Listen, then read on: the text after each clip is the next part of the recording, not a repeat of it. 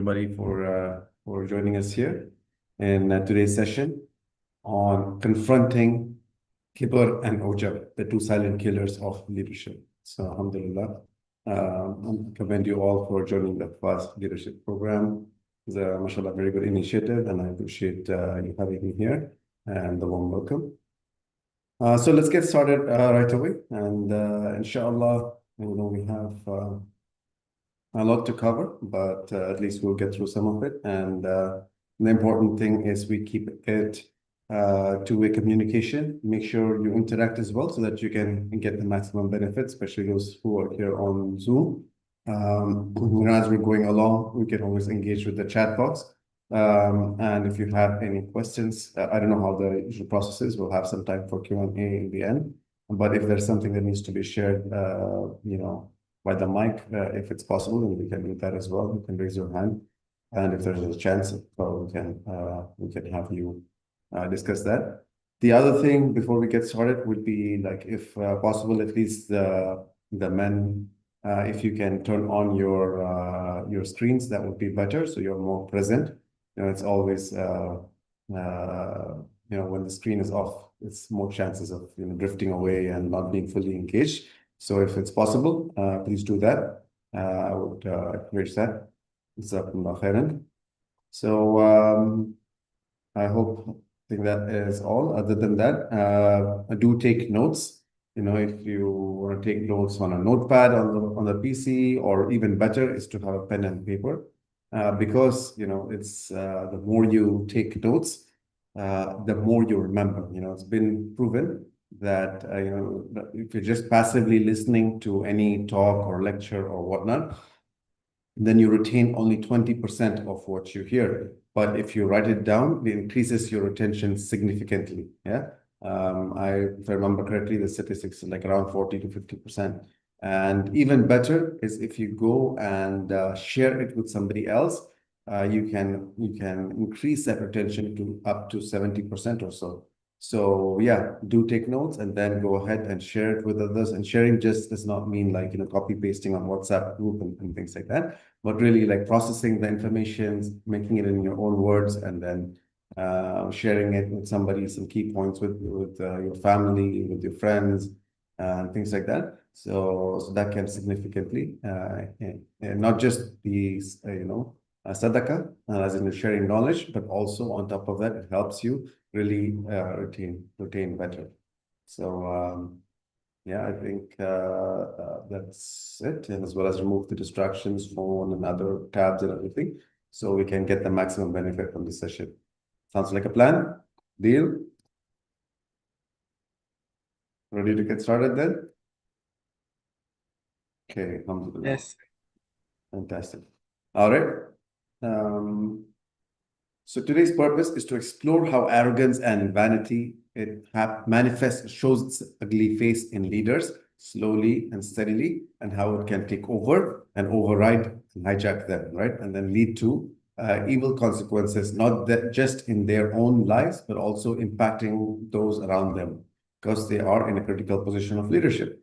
And what are some practical strategies that we can inculcate for purifying our heart, a tazkiyatun nufus, so that we are free from these diseases of the heart, yeah? And we can be effective as individuals, as leaders, because every one of us is a leader, right? Everybody is a shepherd. We are in charge of something. We are in charge of families. We're in charge of the house. We're in charge of the societies. We're in charge in our jobs and other areas. So we all have one responsibility or another. So I think we already covered about myself. So these are just some of my publications that was mentioned earlier that you can find online or in the Quran bookstore. Today's key learning outcomes is, first, we will define what is arrogance and vanity, al-Kibr and al-Ujub, from Islamic sources. And we will try to understand what is the difference between the two. Are they the same? What is the difference? And secondly, we'll also try to recognize the signs of these diseases in leadership behavior. And third, we will look at some historical examples as well of leaders who fell into this trap, and even some contemporary examples that we can share. And lastly, we'll also look at some case study with respect to that. And we'll also look at what are some strategies that we can learn to purify ourselves to avoid these traps, and how we can develop humility as a leadership virtue, which is the fundamentals of Islamic ethos derived leadership. Okay. So before we get to the topic, we have to do some refresher on the importance of qalb, the heart in Islam. Yeah. Who can tell me what is the qalb mean? The word qalb in Arabic, why is it used to describe the heart? You can raise your hands, or you can in the chat box. There's no right or wrong answer. You can guess. No negative points for if it's wrong. Yeah? Okay, any guesses? Any thoughts? Here you have somebody in the chat box mentioning. Yes, Mufas mentioned to turn frequently. Okay, very good. Anybody else? Yes, Hikmah mentioned something that state changes from time to time. Very good. Yeah, يقلب الليل والنهار. As Hassan mentioned, Allah uses the same for changing between night and day, constantly changing, Imam mentions. You're absolutely correct. So it is something, and the qalb, it's also the root word used to describe boiling, right? So when you're boiling something, what happens? You have a lid on top, and the lid is constantly rattling, right? It's constantly shaking and rattling. So that's how the heart is. It's not stable. One day it's full of iman. The other time, you may feel weakness of iman. One time you're deep in ibadah. Another time, you may be falling deep into sin. So, one time you're connecting with the Quran, other time, you just, drawn away by some music or something. So that's how it is exactly. So qalb constantly fluctuates, our heart fluctuates. So what is the dua that Rasulullah used to make all the time that Ummahatul Mu'mineen Aisha radiallahu anha mentioned when she was asked about that?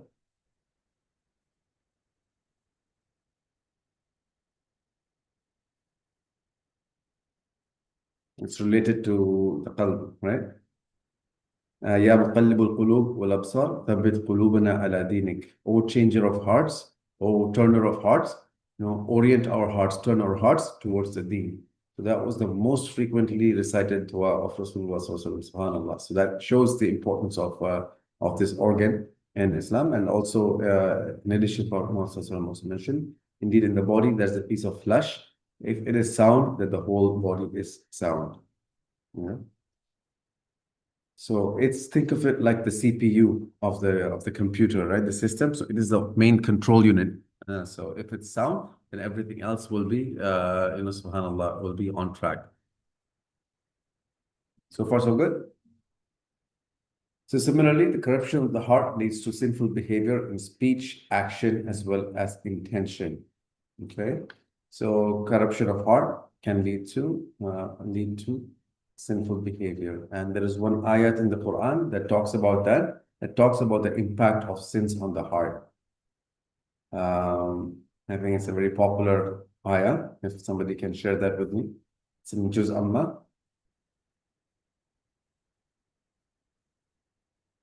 So what happens when you sin?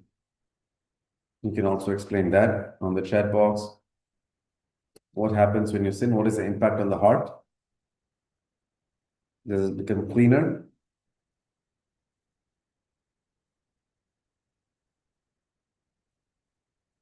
Well, come on, the more we are quick, the rapid fire, yeah, so we don't have to stop too much. All right. So yes, there's a black dot when we put on the heart when we sin. Excellent. And what's the ayah that talks about it? Anybody know?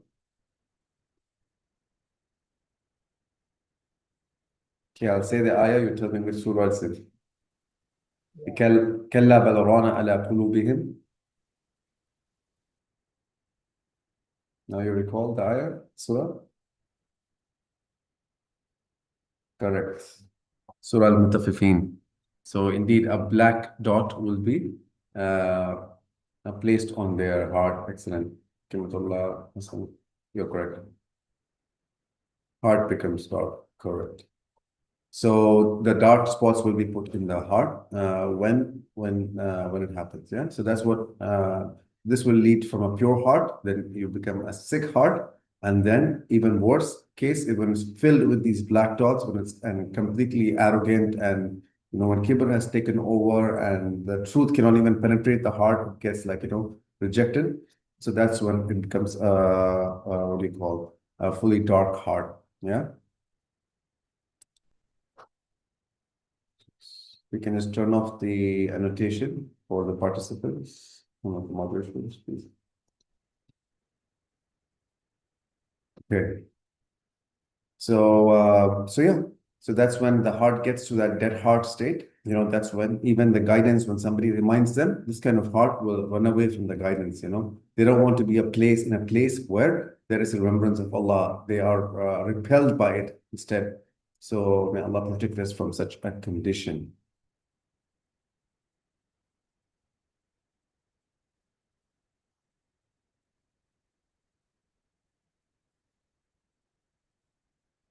So just like if there is a heart attack, how much we'd be worried, our family members will be so worried, and they'll take us to the hospital, no matter how much it costs to get the checkup done and do tests and everything. We're spending all that money and time to get it checked out, right? But believe it or not, the spiritual heart diseases are much more fatal, not just in the dunya, but also in the akhirah. So it requires just as or even more urgent attention and purification. But is that how we approach spiritual diseases? Sadly, not, right? So that's the reality, though, that it has that much more critical, more than even like a physical heart attack.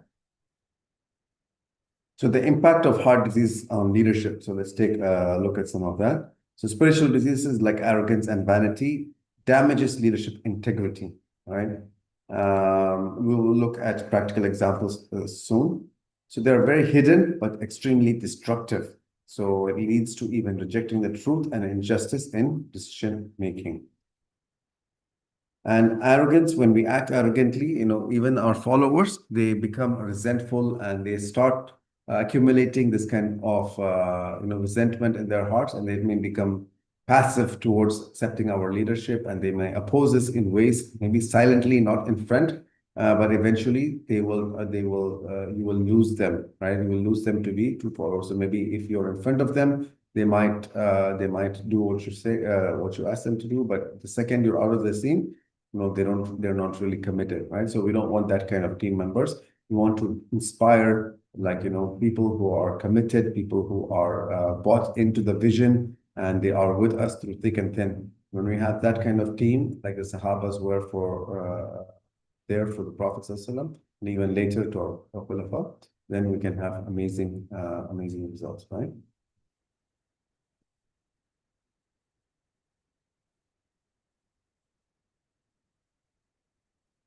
And also, the other thing, the Ujub leads to overconfidence and denial of one's flaws. So they tend to not listen to any feedback, and leads to overconfidence and lack of dependence on Allah. Okay.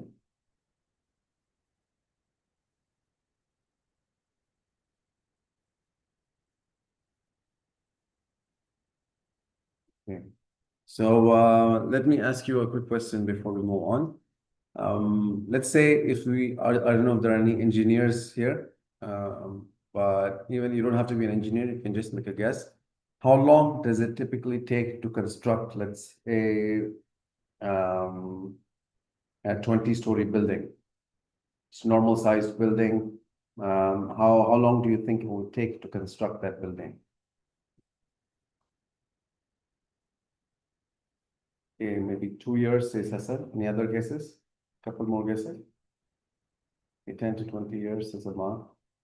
70s in China. I think they're very fast there, right? In terms of construction and manufacturing. All right, so that's it. At the end of the day, it takes some time, right? If you include all the planning, the architecture, the blueprint, then sourcing all the materials and all of that. It can definitely take at least a year, a couple of years, or even more, right? Depending on the complexity and so forth. Now, if you were to destroy that building, how long would it take? Let's say you just want to demolish the building, you hired the demolishers and you want to demolish the building. How long would it take to demolish the building? A short time, yes, 2 hours perhaps, maybe 1 week with all the planning and preparation and everything. And let's say if it's an earthquake and it gets destroyed, it might be even faster, right? Can happen within seconds or a minute. Whole building can collapse. SubhanAllah. So, so what lesson can we learn from that in terms of leadership?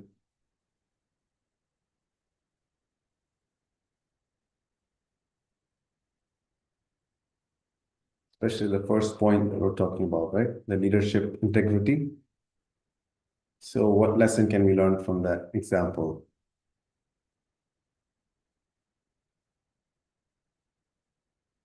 Yes, true. We need strong discipline. We can slip.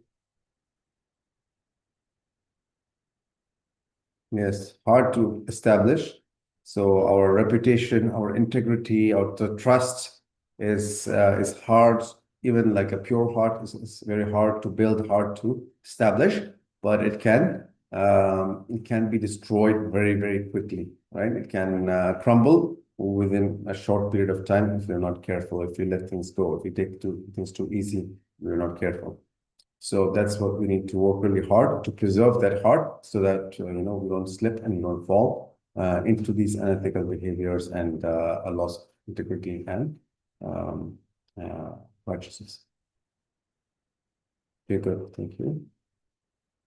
All right, let's move on. Now let's go into the definition of al-kibr now. So we have finished the introduction to the heart. So now let's look at kibr. So kibr is defined as rejecting the truth and looking down on others, looking down on others. So this is the Islamic definition of kibr from Sahih Muslim. And there are two forms of kibr. So one is the rejection of Allah's guidance and truth. So who is mentioned in the Quran who did this kind of rejection? The rejection of Allah's guidance and truth. A few examples from our Islamic history in the Quran. Iblis, yes, he was the first one. And then Pharaoh, he rejected the truth when Musa salam came to him. Absolutely. Who else? Qarun.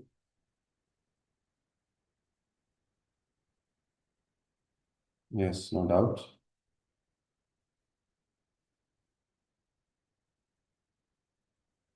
And from the Sirah, some examples from the Sirah who rejected the guidance and truth. Definitely, Abu Jahl is Abu Lahab, Abu Jahl, those are the biggest examples of that. Thank you. Jazakumullah khairan. And Nimrud also, yes. Walid ibn Mughira. Yes. And some of them, of course, many of them, they recognize the truth as well, right? They recognize that this was from Allah subhanahu wa ta'ala, this is the haqq, but their kibr prevented them from accepting. Yeah, very true. And what about the other example, the other side of the coin of kibr, which is looking down on other people, belittling other people, feeling that you're superior? Any examples of that?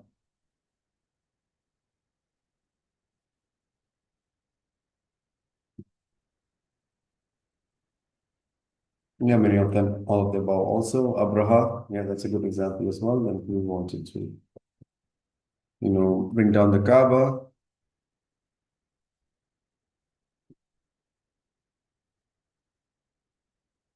Yes.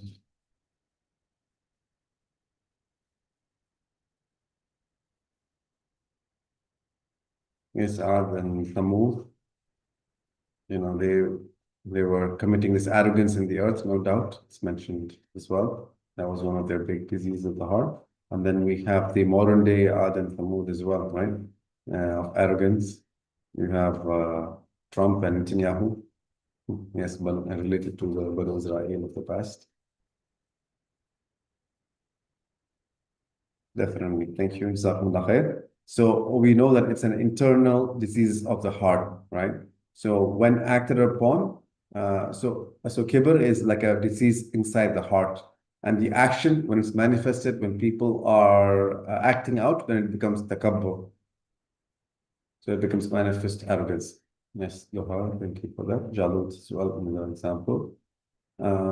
And Allah belittles them sooner or later, right? So because Allah subhanahu wa ta'ala said that only He is al-kibriya, right?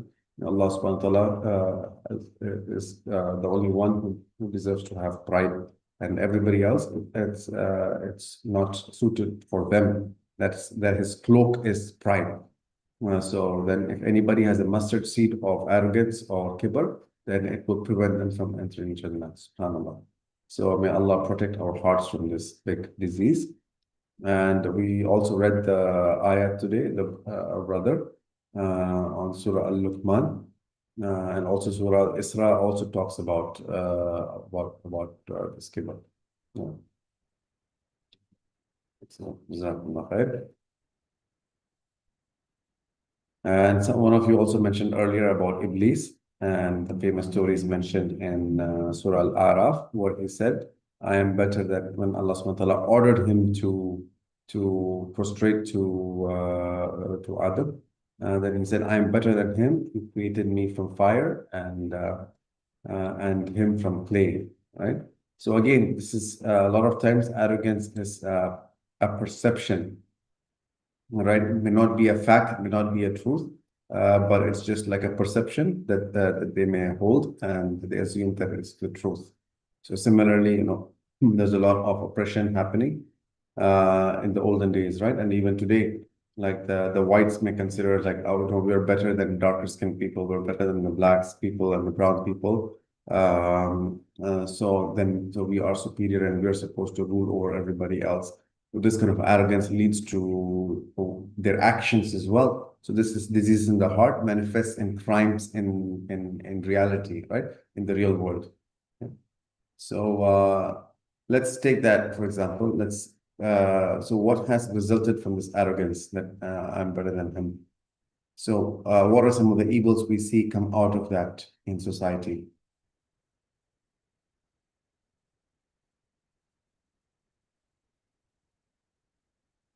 Can mention in the chat box. What are some evils from this attitude of arrogance, especially considering we're better than other people, like as a kaum, as a nation, when they have this opinion, or as an individual? Yes, transgression towards others' rights, absolutely. And can you have some example of that?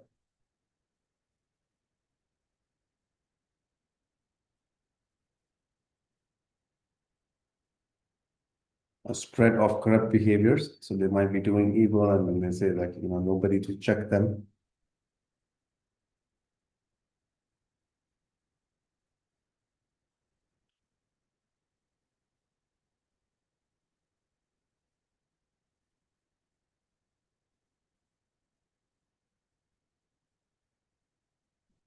One of the common things that was used by these kind of what do you call arrogant attitude by certain civilizations, by certain nations, is that they say that we are the only civilized people, right?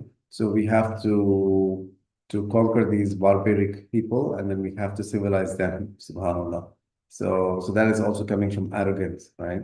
So they don't appreciate the diversity, that not everybody is like them. They think that theirs is the only right way, and everybody else has to be brought according to their own way. So this was kind of the driving factor behind colonialism, as we saw in the early days, when they would go. One was, of course, for slave trade and everything. So and even the lands. So they would take over these lands, for example, in North America, in Australia, and other places, right? So the natives of those places, they would communicate that they were just like people who are Jahil, people who are barbaric and things like that. So they would demonize them. They would call them like, like animals and things like that. And they would take over their land, take over their property. And then said, we're bringing, culture. And so there's a lot of oppression you can see as a result of this kind of attitude. Yeah.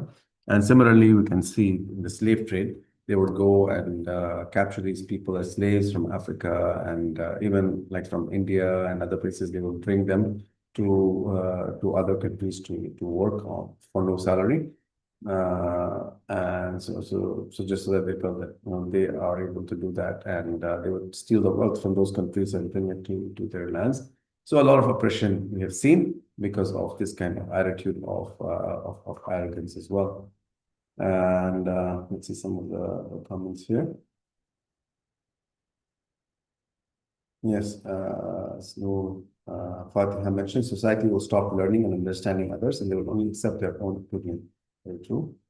And corrupt behaviors will spread. So when there's arrogance, when they don't listen to anybody else, people sharing their feedback, then this leads to transgression towards others people's rights and spread of corruption, no doubt. So that's why, Amar bin Ma'ruf and Nahi anil Munkar is critical for the Islamic society, for the Muslim society, to prevent these diseases from becoming manifest in society.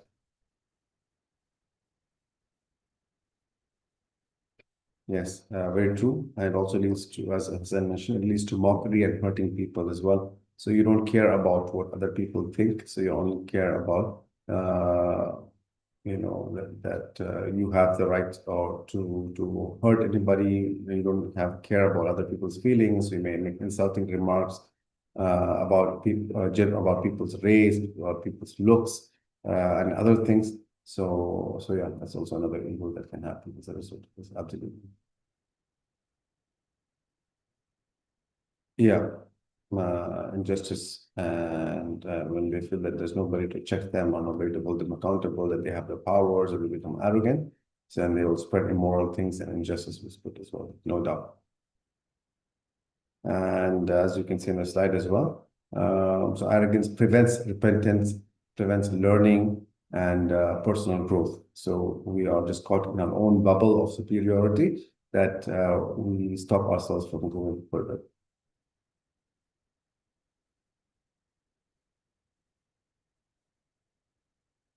Okay, sure.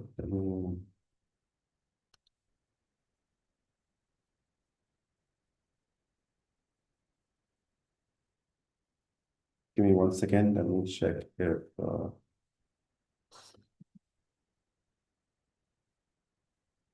mic is connected.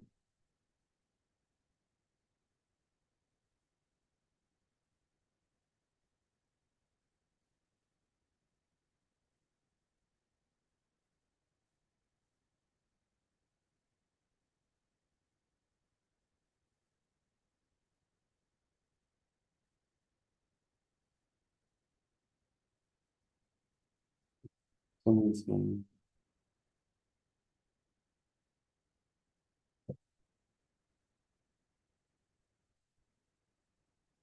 give me 1 second.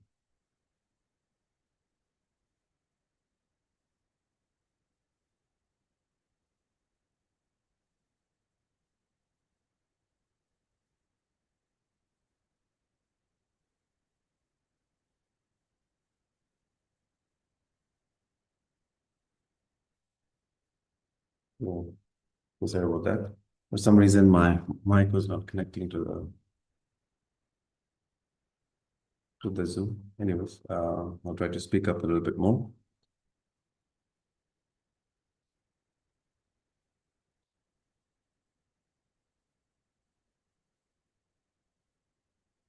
Can you see the screen?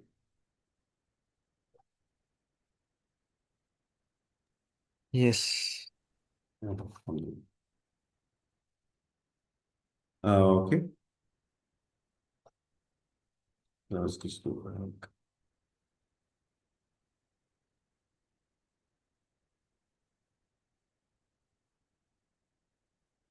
so Iman mentions as being detached from almost everyone also count as arrogance.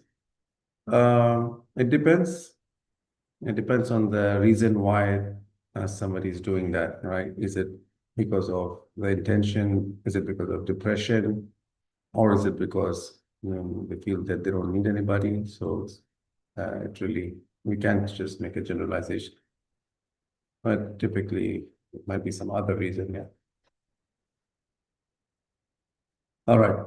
So now we will do a quick modern day case study on Kibr, and we'll look at one of the largest economical and reputational failures of recent times, and extract some lessons on why that happened and what did Kibr or Ujub have to do with that situation. And then we will go into breakout rooms to have some discussions. Yeah, and then you can get back to to the main room, and then we will discuss your discussions feedback. Yeah. All right. So this is none other than the Lime project, right? The Neom City megacity. So more than $500 billion vision to house 9 million people in a 170-kilometer mirrored city. Yeah. So because of the various failures, including the leadership failure, that 170-kilometer vision was cut short to 2.5 kilometers, and there was about a $64 billion lost in sunk costs, and just all the contracts that were signed, they had to cancel the contracts and cost them $16 billion to just cancel the contracts. So would you say that's a massive cost, massive reputational damage? What do you think?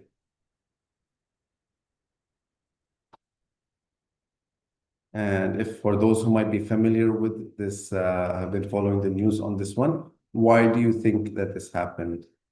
Or what were some of the key reasons why this ambitious project led to this kind of a severe devastation, this kind of a big loss kind of state? Any thoughts?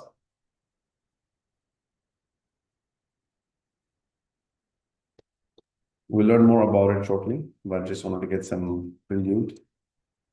If you had, I'm sure all of you had heard of this, or many of you have heard of this in the news probably, or about this project at least. Yes, non-believers were in leading roles, but that doesn't mean that it could fail just because they were non-believers leading the company, right? And as long as they are, it has to do, there are many non-believers who did what do you call very, very successful construction projects as well, but there's some other underlying costs, right?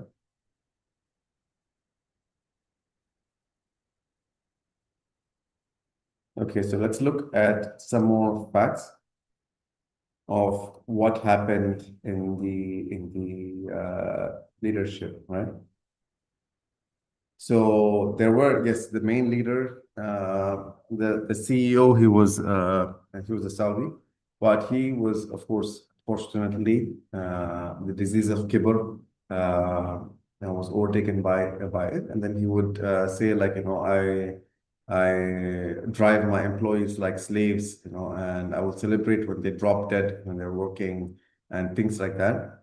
So even some of the senior leaders, as was mentioned, some of them were like, one of them was like a Hollywood or a Fox News executive, media executive, an Australian. And he would make like all kinds of racist remarks, like, white people are the most superior or the top of the pecking order. And he would like, berate some women and berate some like people who are darker skinned. And then there was an incident when there were 3 workers who were died. So they called a meeting on the Sunday night. And then he was furious, why are you calling a meeting because of some 3, morons? It was there, like, these brown people, they're stupid. So that's why they made those mistakes. So it's not, we don't have to waste our time to deal with those. I don't know. So this was the kind of Kibr that you can see. Not yet. You will be added automatically after this. Once I introduce the breakout questions, then you can do the discussion. So then there was another Italian as well who was committed some crimes in his country. He was wanted for some misappropriation of funds and other things in Spain. But still, they were familiar with it, but still they did not take action, even though his character was bad, right? And then he got into some problems as well. So all of these, so it was a magnet for kind of bad leadership, bad people exhibiting, diseases of the heart. So there was like a hub for that, subhanAllah. So this kind of toxic environment kind of spread, and more so, anybody who opposed their policies, they would be fired or they would be given a lot of problem. So they didn't want to hear any criticism, right? So if anybody complained that, this budget is too much or the timeline is too difficult, or who would raise challenges to that this is unrealistic and things like that, so they would be taken care of, subhanAllah. So there was no option for like, so because of this, arrogance, so there was no free speech. There was no, what do you call, kind of a conducive environment to challenge, to question, to thrive, to have a positive working environment, right? So because of all of these factors, basically, you can see that led to the massive failure. Yeah. So now what we will do is, so and then we talked about the consequence, 64 billion in sunk costs, massive layoffs, more than 1,000 jobs lost. Of course, international recruitment frozen. Then the funding from investors also stopped seriously. There's a big reputational damage, not just even for the company, but for the entire country, right? So this arrogance of leadership turned a nation-building dream into an embarrassing multi-billion-dollar retreat. Okay. So now what we will do is we will discuss 4 questions. So each room will talk about 1 question. Yeah. So room 1 and room 5 will take the first question, the yes man culture. So the junior staff who raised red flags were fired. And so in your experience, what is the single most effective mechanism a leader can use to make sure that any bad news travels up the leadership quickly rather than being buried? So a lot of times what happens is there's some bad news or there is some challenge, people don't want to raise it to their leaders because they fear that they will get angry and they will, uh, they will be in the receiving end. They'll be getting shouted at and they'll be like, in the consequence if they bring the bad news to the leaders, right? So what can be done? So what could be done instead? How can the leader ensure that proper culture is in place, that bad news does not get buried, but it travels up and people are aware of it and the leaders are aware of it. So room 1 and room 5 can discuss this question. So if you want, you can take a snapshot, you can take a screenshot of this so you remember the questions. So breakout room 2 and breakout room 6 can discuss the second question, arrogance versus ambition. So the leaders justified their bad behavior by saying we are building the future, and critics are small-minded. So where is the ethical line between bold visionary leadership and arrogant overreach? Okay. Breakout room number 3 and breakout room number 7, can discuss question number 3.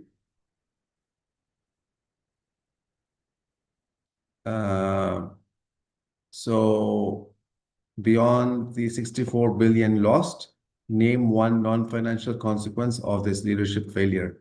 Yeah, that will take the longest to repair and why. And breakout number 4 and number 8. So the what is the medicine? If you can implement one policy tomorrow to prevent this kind of arrogant leadership in any organization or in your organization, what would it be? Yeah, or in the organization that you will be in for the future. Yeah, what would it be? Yes, inshallah. I think the rooms are 4 rooms for men and 4 rooms for women, inshallah. So with that said, we can go ahead and the admin can break you guys into your respective rooms. And if it's possible to kind of paste the questions in their rooms as well, and then, or if one of you, Dear participants, for this discussion session, we have prepared several breakout rooms and you may choose any room based on your gender. And please do not enter a breakout room designed for the opposite gender. And on the Zoom toolbar at the bottom of your screen, please click the breakout rooms and choose one room.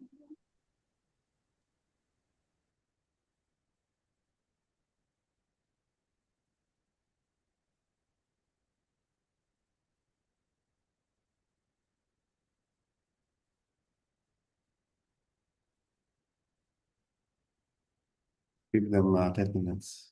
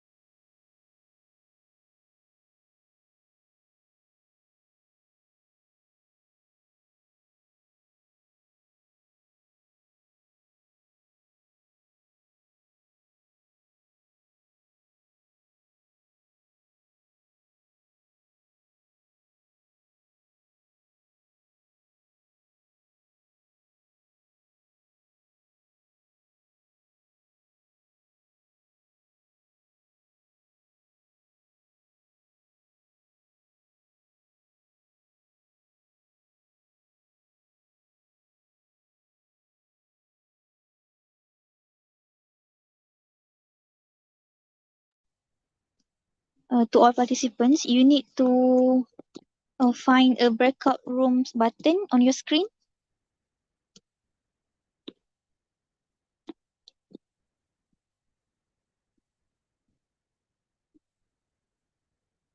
You need to click on the breakout room button first, and then you will find a few breakout rooms option.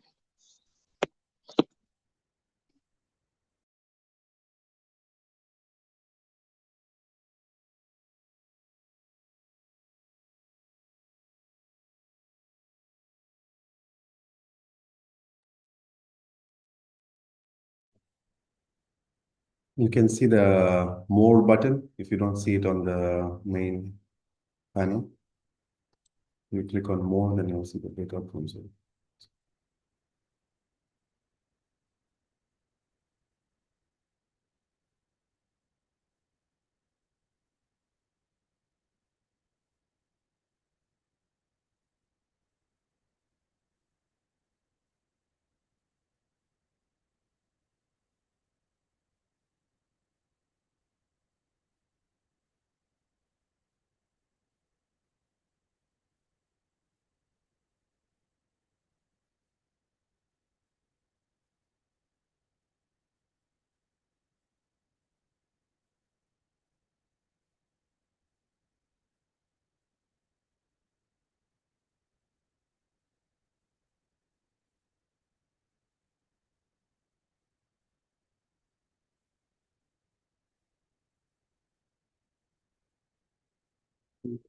The admins can also assign the people to the rooms, I think, and assignments. They're having trouble finding it.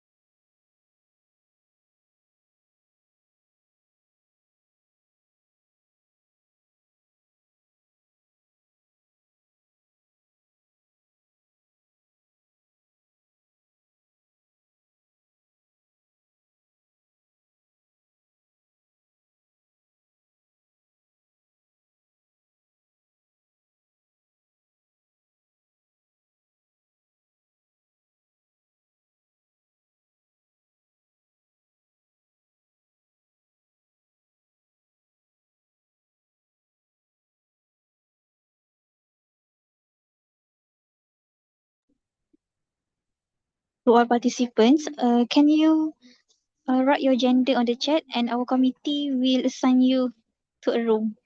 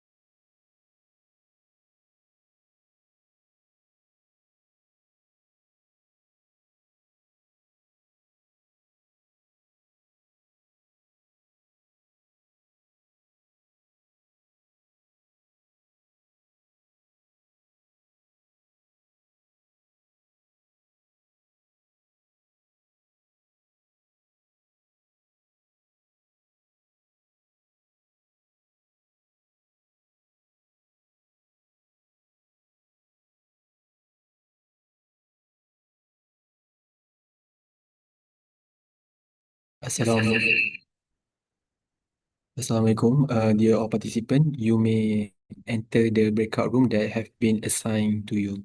I repeat, to all the participant here in the main room, you may enter the breakout room that has been assigned to each and every single one of you. Thank you.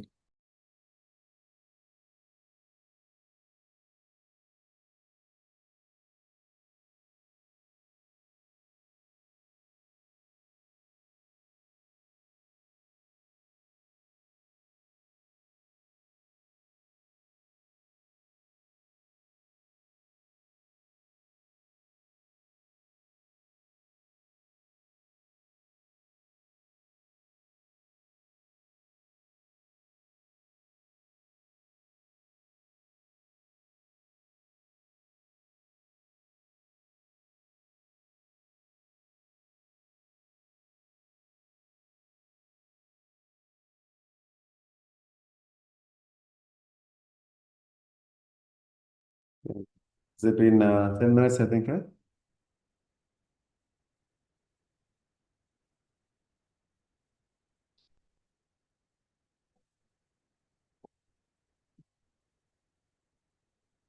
Oh, bring back the participants.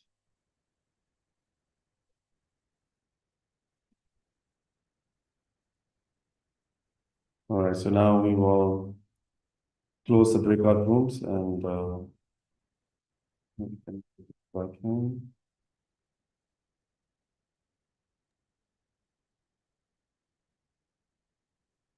In 60 seconds or so, everybody will go back in, inshallah.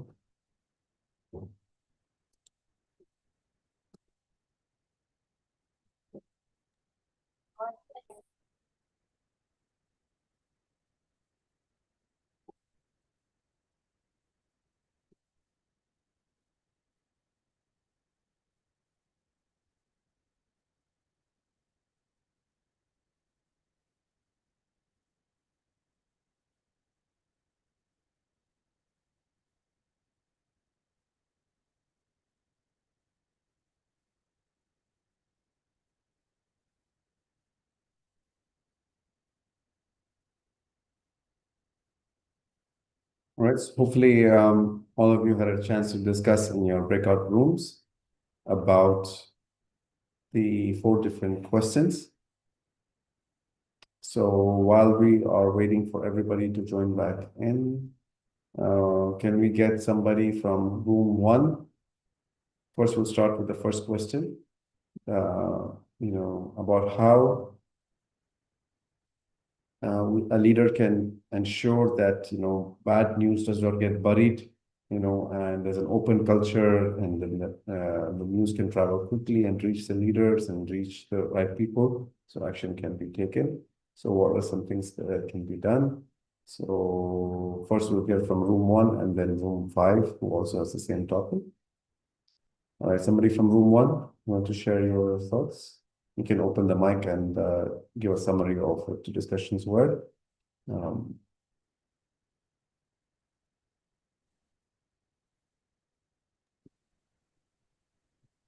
Ya, Assalamualaikum warahmatullahi wabarakatuh. Walaikum My name is salam. Muhammad Zaid Irfan from Breakout Room 1. So based on the question, what is the single most effective mechanism as a leader can use to ensure bad news travels up the chain quickly rather than being buried? Okay, so we have discussed a lot of effective mechanism. So one of the effective, we believe that as a leader, we need to create a safe environment for workers to report or give feedback or report problems to the upper to the leaders, because we can see that the problem from this context is where the junior staff, the staff afraid of their leaders. So as a leader, we need to create a safe environment, build, encourage open communication, and also what we call, we need to create a no blame situation, no blame culture, so that for those who, for the workers who report problems or give feedback, they will not be punished or fired. So we believe that as a leader, we need to create a safe environment for workers to give feedback and report problems. Excellent. So, Thank you very much for sharing, Brother Izul, from your team on Breakout Room 1. Which is a very good point, that there's a safe environment is created, that if people voice out their concerns or any problems that are happening, so that that will create this kind of positive environment, and there will be more people will be willing to speak up openly, right? So then the right decision can be taken. But when they get punished for speaking up, then that's when we have disasters that happen, like what we saw in this example. Breakout number, room number 5 from the ladies. If one of you want to share some additional points you may have discussed regarding this question, please feel free.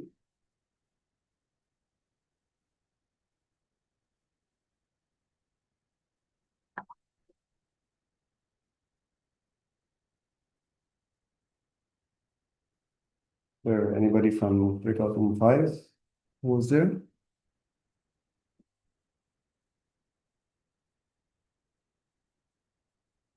You can type in the chat when you're ready, or you can use the mic. Okay, let's go to the next one and we'll come back to number 5. Breakout room number 6. The second question, the leaders justify their behavior by saying we're building the future, and all the critics are just small-minded, they don't have the vision.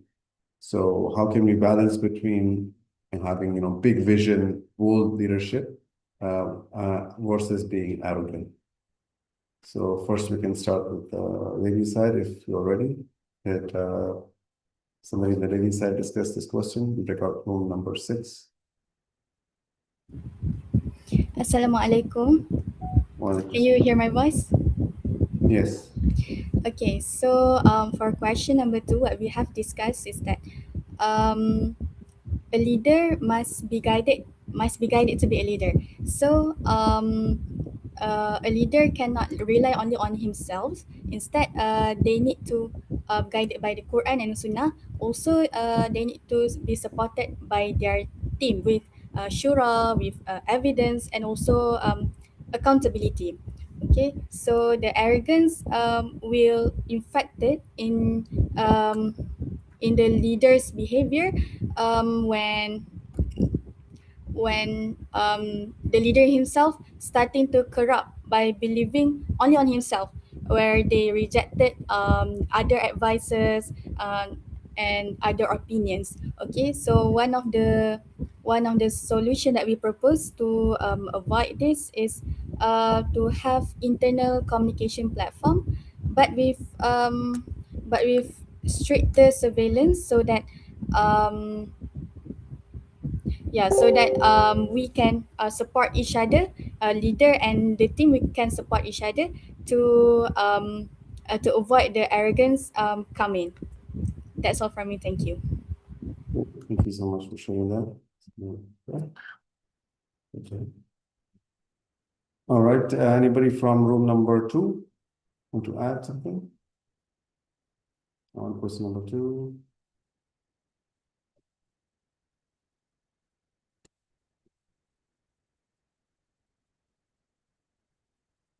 Okay, anybody else who's ready? We can start question 3 or question 4. Let's say room number 3. Is anybody from the men's side who discuss this one? A hidden cost. What are some of the non-financial consequences, or the big price tag of $64 billion lost? What are some of the non-financial consequences of this? Either the men's side or the ladies' side, whoever discuss this question. Let's hear from you.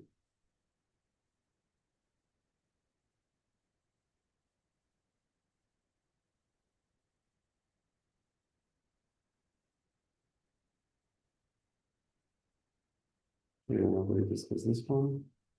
When you're ready, you can join. And number 4, what one policy would you implement to prevent this type of arrogant leadership in our organizations? Assalamu alaikum warahmatullahi wabarakatuh. Wa alaikum salam. I'm Brother Adam from breakout room 4. I personally think our suggestion might come out as a mechanism more than a policy, but in short, it's a combination between monthly self-reflection sessions between staff members, or maybe every person in a organization by department, through that particular mechanism or that policy, every staff member might have the opportunity to get to know each other, to the point that maybe when it comes to certain behavior being shown by certain members who are maybe lower than us in terms of the corporate ladder, or maybe higher than us, we know them personally. So we might give advices in terms of maybe arrogance, in terms of this particular question, privately. So we know the personality, maybe likings and whatnot of that particular person. As for the second point, or maybe the second aspect of this policy, maybe the organization can set up a anonymous feedback or survey of some kind, to the point that one's identity is protected when one wants to file a complaint in regards to maybe a certain type of leadership action shown by certain people from certain department. Or maybe if you don't want to make it private, or maybe don't want it to make it anonymous, at least maybe have something, some kind of policy, some kind of supporting policy from the HR department, so that particular person may be protected from any actions just because they want advice. I hope that was clear. Yeah, something like that. A policy, something like that. It's excellent. Very good points that you get mentioned. Alhamdulillah.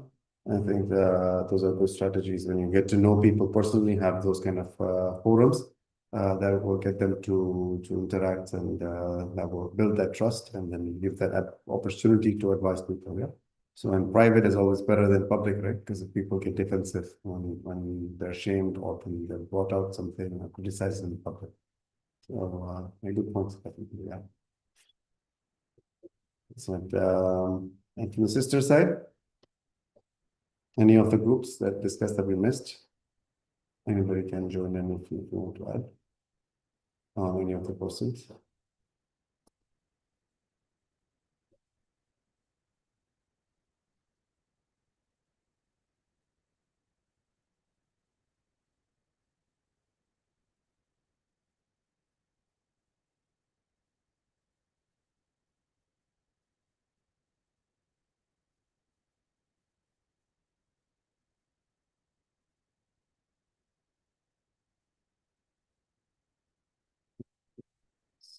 This group 6, this is no mention. Please, but I didn't see any notes, sticky notes or screenshot. Maybe if you want to just repost it on the chat, or if you just want to post some of the key points in the chat, you can do that, inshallah.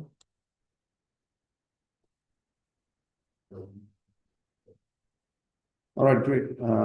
So generally, we heard a few themes come from, and others can also join in. If anybody wants to join in, you can unmute and add, or you can also type into the chat box if anything is missed that we did not cover, what you have discussed. So feel free to add as we are wrapping up.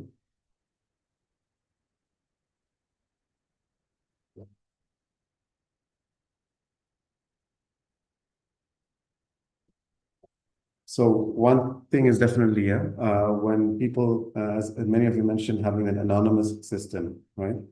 So having that system where people feel that they can report something without getting penalized, without getting what do you call, under the heat or fired or promotion is canceled or things like that might happen, right? So those are the fears that people have. So so what some companies do is they have the system where they can anonymously go and report such incidences and things like that, and then HR will review it. One of the groups was discussing about this as well.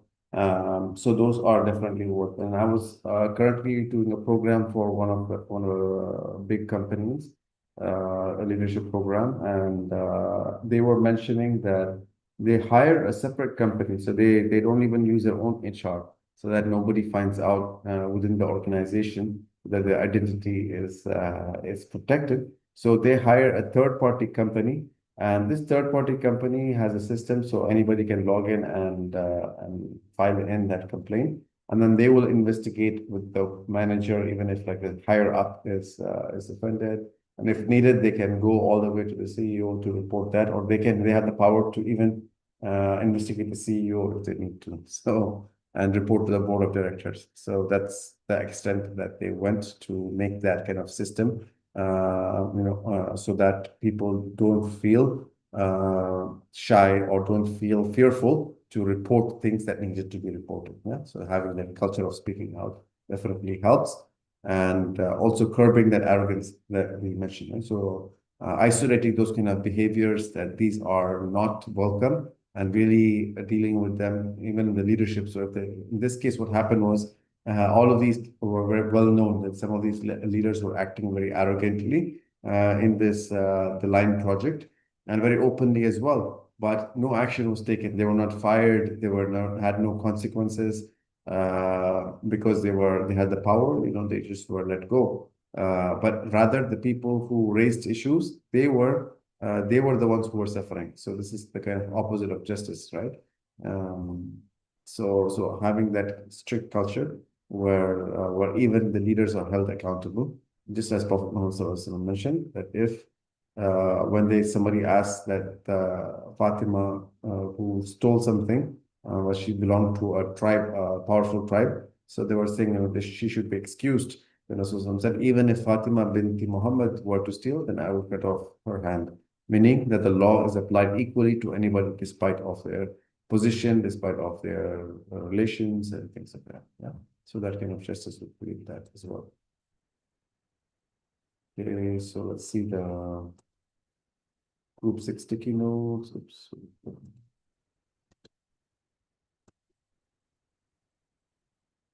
So the hidden costs is the non-financial costs. So let's see what they said.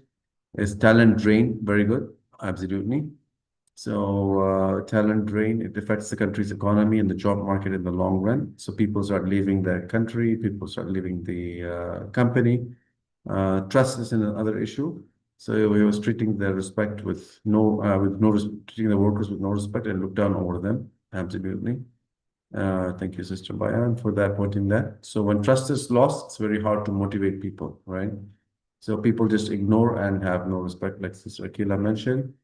And lose credibility, as Inshira mentioned. People will begin to question their decisions and fairness, and people will remember the injustice for a long time, and trust takes a long time to rebuild, as Fatima mentioned. Absolutely. The employee morale will also be very low, so the staff may become less motivated and less committed, reducing productivity and making it difficult to rebuild a positive workplace culture. Very right on. An employee low morale is very, very negative for the organization as a whole, right? And Sister Abida also made an important point that it causes damage to the organizational culture. The toxic leadership can create a failure of fear and silence that can make employees afraid to speak up. Excellent. Great, great points, all of you, mashallah. So here we see a practical example, not too far back, just very recent times that can demonstrate the drastic impact of this Kibr and Ujub. So let's move on. So we discussed Kibr in detail. So now let's look at the other side of the coin, which is Al-Ujub. What is it? What makes it different from Kibr? So anybody, if you want to share your thoughts, if you're familiar with Al-Ujub, what is Al-Ujub? And then we'll look at the definition on the slide. You can define in your own words.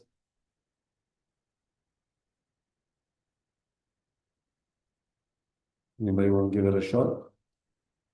What is Al-Ujub or vanity? Without asking ChatGPT or any of its cousins.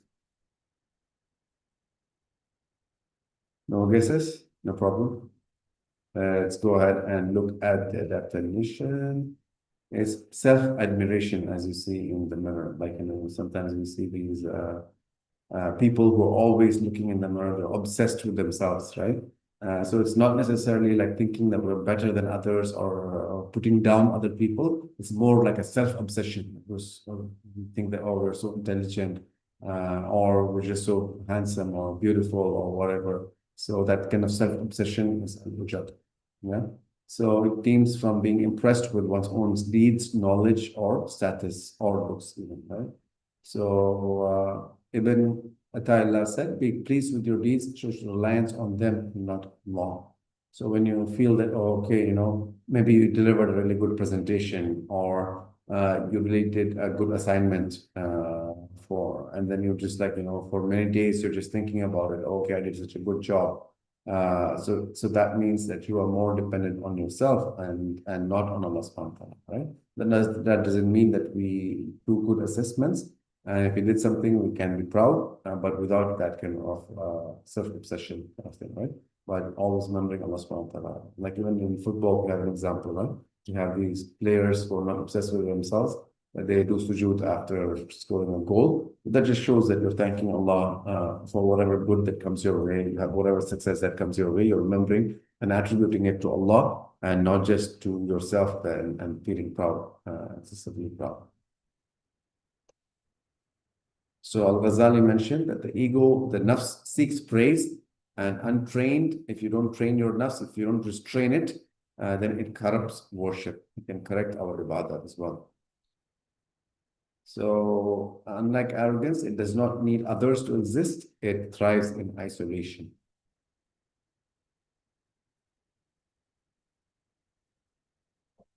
Okay, so let me move closer. Hopefully you can hear me better. You can hear me better now.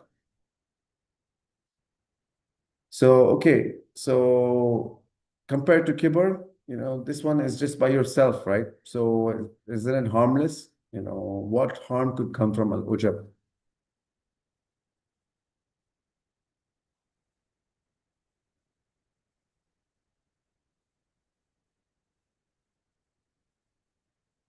Can you hear me okay now?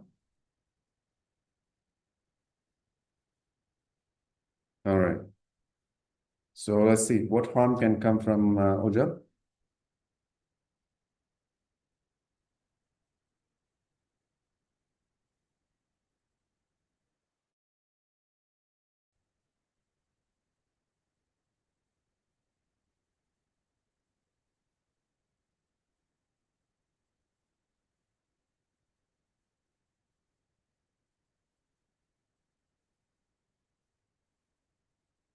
All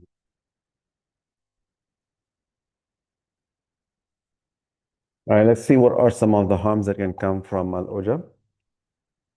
So one of it is just being obsessed with yourself. So then of course, it's when the ego gets too inflated, then of course that also makes our heart corrupted, right? That makes our heart corrupted, and it moves us further away from Allah subhanahu wa ta'ala, which is one of the big drawbacks of Al-Ujub. So let's look at historical example as well. Can you give me some example of from the Quran or historically? Somebody who was so obsessed with himself or herself.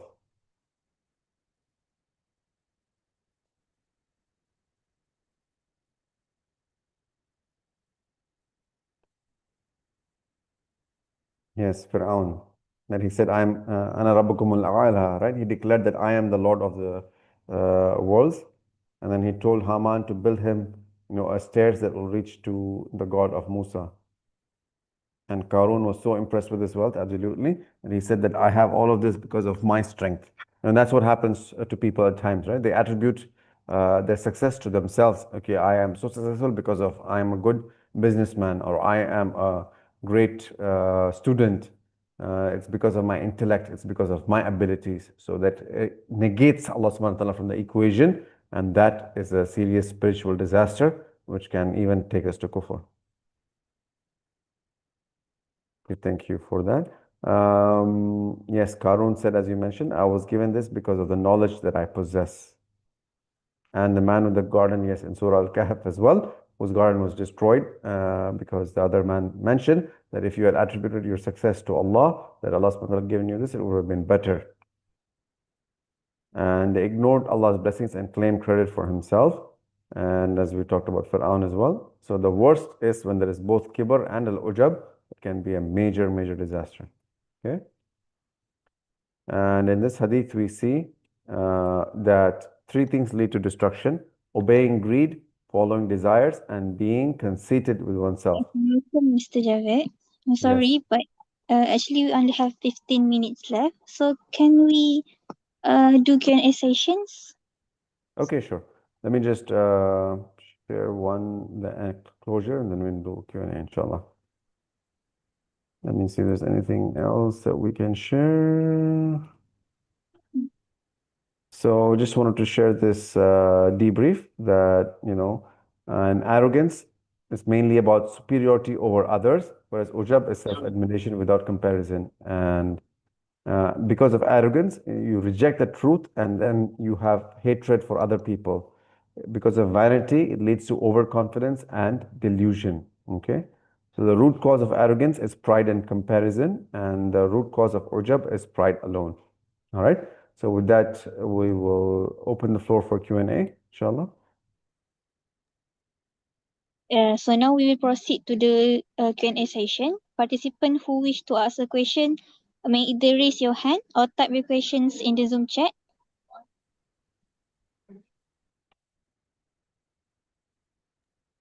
Assalamualaikum. Wa Mr. alaikum salam. Javed. Yes. Jazakallah khairan katsira for the very insightful talk. And I have one question. Sure. In leadership, how can a leader maintain healthy confidence while avoiding the trap of spiritually destructive arrogance in their daily tasks? Inshallah, that's all my question. Jazakallah khair. Okay. Jazakallah khair wa iyyakum. It's a good question. So how can we balance between having confidence in what we do from a day-to-day as a leader, as an individual, and letting arrogance creep in? And I think the secret to that is to attribute your success to Allah subhanahu wa ta'ala, right? So we keep that a focus and not attributing all that success to myself. It's because of my abilities, not because of my skill or my talent and so forth. Yes, we need to be confident. We need to, because that's also from Islam, is to be confident. The Sahabas were confident. Yusuf alayhi salam was confident. He said, make me in charge of the finances, because he felt he was capable, he was able to handle that responsibility. So he put that forward because he felt that others were not there capable to handle it at that time. So it's not out of arrogance. And similarly, Rasulullah mentioned that I am the best of mankind, and I'm not saying that out of kibr, because it was a fact. So to have that balance, to be self-confident, to think that you are able to handle this, to have like high goals, high ambitions. So the Sahabas went on to conquer the east and the west, all the way to Azerbaijan, to all of these countries in Europe and other places, or towards Europe. So they were able to do that because of that confidence that Islam gave them. But at the same time, they were not arrogant. They did not attribute it to themselves, and they did not consider themselves better than other people, right? So they had this kind of humbleness, and they were humble yet confident. So hopefully that addresses that question. Jazakallah Ustaz. Just a question from the chat. Yes. From Omar Qasim, which is more common in leadership, Kibr or Ujub? Yeah, I think in leadership specifically, we tend to see more of Kibr, right? Because of their position and power. They will have this kind of arrogance that they're better than other people and they'll put other people down. So yeah, a lot of times you can see Kibr. But Ujub is also not something that's uncommon. We do see that Ujub as well, like the examples that we talked about. And sometimes we see both, like in Qarun and Fir'aun examples and so forth. There is kibr, that arrogance better than other people, and also a self-obsession with oneself. So yeah. Then you have another question from Amanullah. Oh no, that was okay. Noor says, is it true that a good leader, team leader, is also a good follower, team member? They can be, they can be, but we need both, right? We need good followers and we need good team members. Not everybody can be a leader, and not every and good, and there also needs to be good followers and team members. Yeah, and the best example is from when a person asked Ali radiallahu anhu when he was the Khalifa. That why is it that in the time of Abu Bakr and Umar we didn't have that many problems, but and now in your times when you're the leader we have so much issues and things going on. So his response was that in the time of in those times, Ali and Umar and Abu Bakr radiallahu anhuma, they were ruling over people like me, and now I'm ruling over people like you. So it's not just the leader who determines how successful the organization or the community is going to be, right? We need to have good followers as well, and also you need two ways, yeah. And sometimes it needs shura. It needs this thing. The leader also needs to do shura with his team members, not be autocratic and so forth.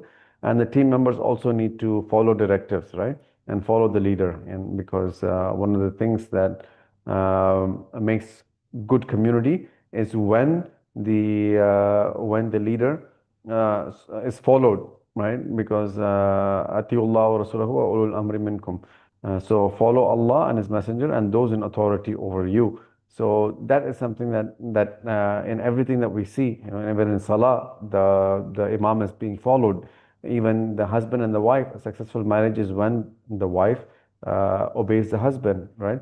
A successful organization is the one in which the leaders, directors are followed. A successful army is the one whose the commander is obeyed, right? So what happened in Uhud, when the soldiers did not listen to the command and they went down from the mountain, then it led to Khalid bin Walid, who was not a Muslim at that time, coming in and ambushing them and killing many people, right? So it led to almost a loss in that situation because the leader was not followed.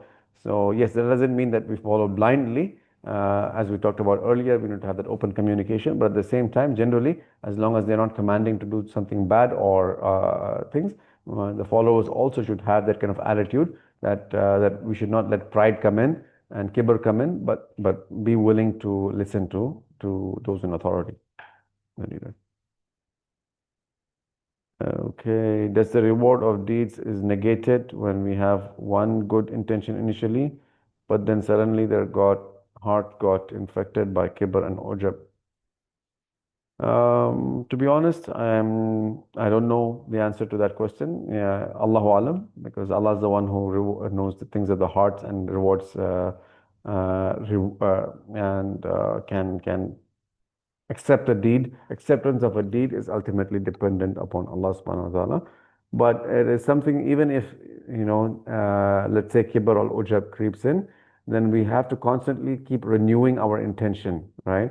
So we have to be careful when our, even riya might come in, right? Riya or sum'ah.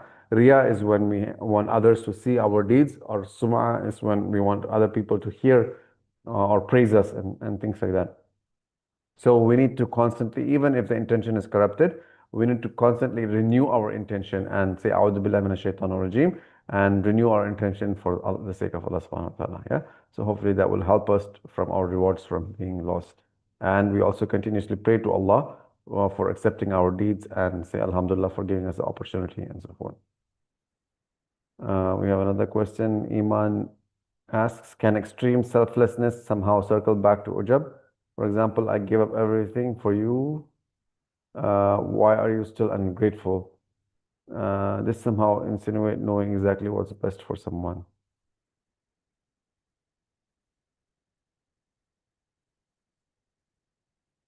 Okay, in a way, it's more of expectation. Like when you do something, when you feel you have sacrificed, when a person feels that they have sacrificed something for somebody, right? For example, a spouse for a spouse, or a mother or a father for a child. And then they might not feel that other person is being grateful for the sacrifice that they have done. Then they might feel that way. Yeah. I don't think it might be necessarily come from ujub, from back to vanity. Sometimes it comes from expectation that you expect the other person to be grateful, right? But but a lot of times, unfortunately, in this world, we will be disappointed by that. Yeah? Even within our close family members or whatnot, we may not get that kind of gratitude. Yeah, that's the way people are. So that way, if we focus our expectation from Allah subhanahu wa ta'ala that, we are doing this and we renew our intention as well, we are doing this for the sake of Allah subhanahu wa ta'ala, even if the other person is ungrateful, even if they don't show their gratitude for, no matter if we feel that we have sacrificed and have done so much for them, we just pray to Allah for that they give us our rights and they show gratitude. But our main focus should be that Allah accepts this from us. Yeah.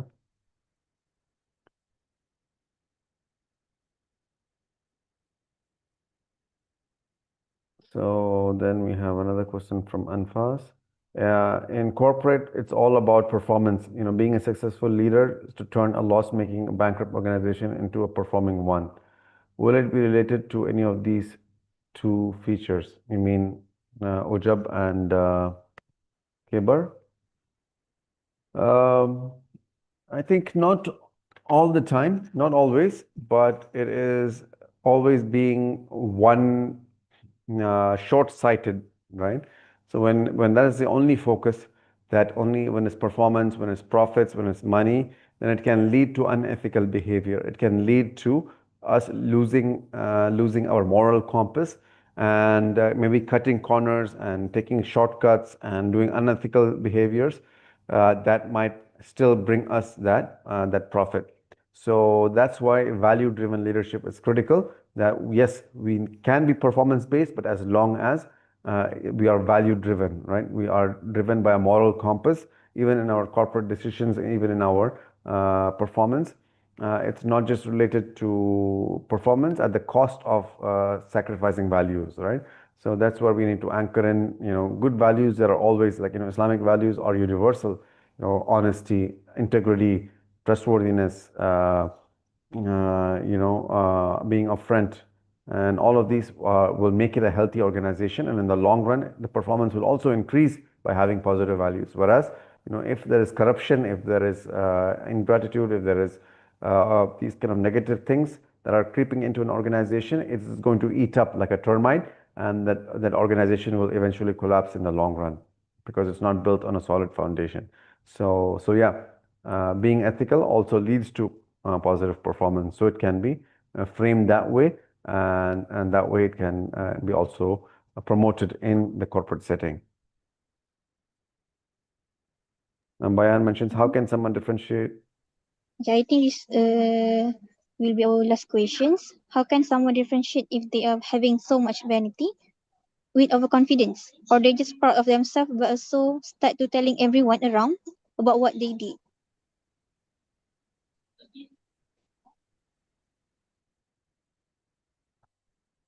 Yeah, yeah, that's true. I think those are the differentiation is, are they confidence comes from a source of being able to take risks, being able to do things confidently, not having fear of trying new things, not having fear of performing certain tasks or responsibilities, right?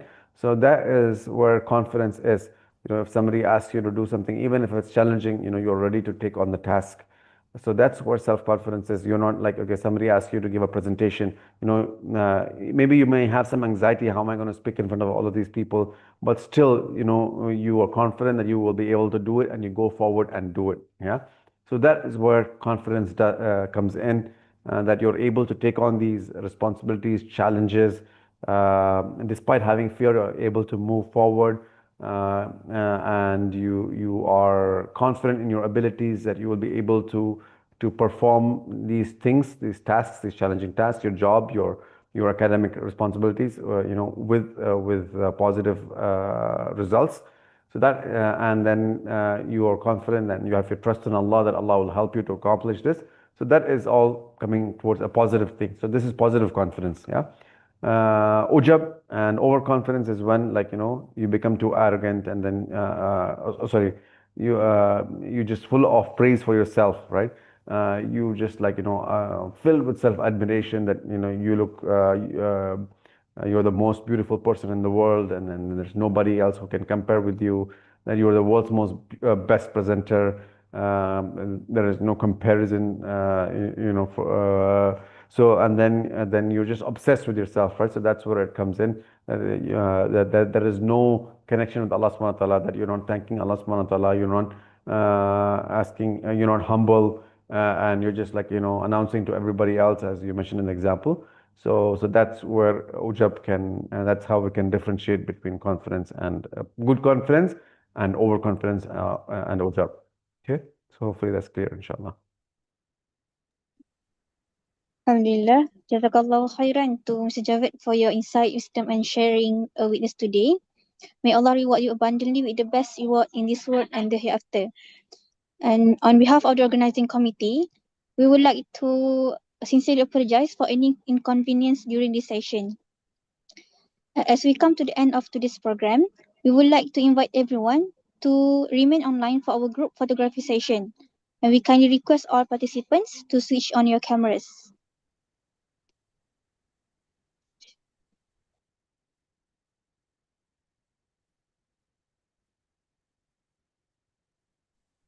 Assalamualaikum.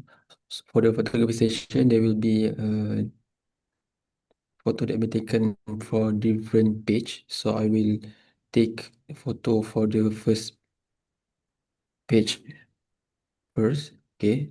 So everyone from the first page, okay, you can smile.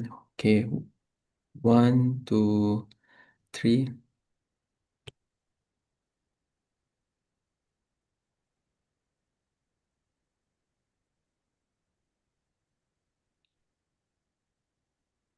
Okay, next is from the second page. Okay, everyone in the second page, you may smile. 1, 2, 3.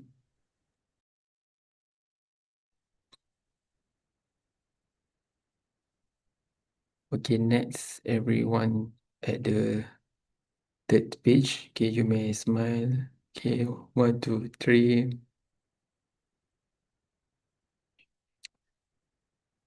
Okay, Alhamdulillah. Okay, Jazakallah khair.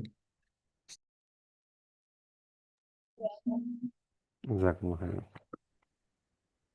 Jazakallahu khairan once again to Mr. Javed and all the participants for joining us tonight. Okay, before you leave, kindly scan the QR code displayed on your screen, or you can use we will share the link on the Zoom chat to complete your attendance and feedback form. Okay, Assalamualaikum. And let's conclude our program today by reciting Tasbih Kafarah followed by Surah Al-As.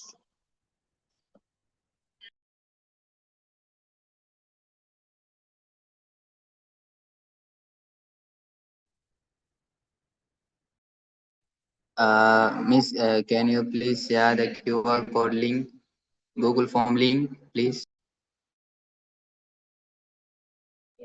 Yes, we will share it.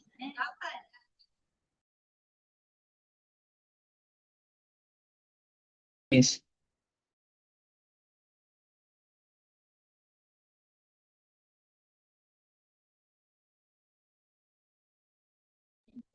You can click on the link in the Zoom chat or scan the QR code.